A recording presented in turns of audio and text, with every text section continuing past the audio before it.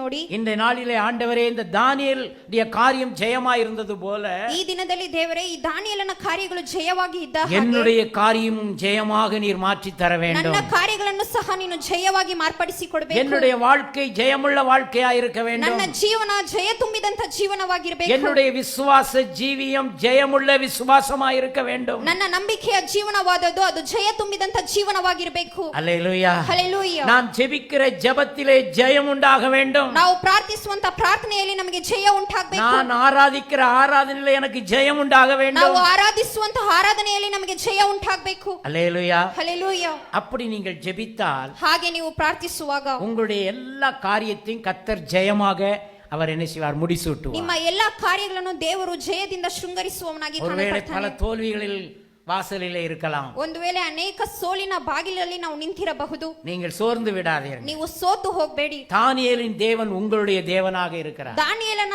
ದೇವರು ನಮ್ಮ ದೇವರಾಗಿದ್ದಾನೆ. உங்களுடைய தேவன் தானியேலின் தேவனாக ನಿಮ್ಮ இருக்கிறார். ದೇವರು ದಾನಿಯೇಲನ ದೇವರಾಗಿದ್ದಾನೆ. ஹல்லேலூயா. ಹಲ್ಲೆಲೂಯಾ.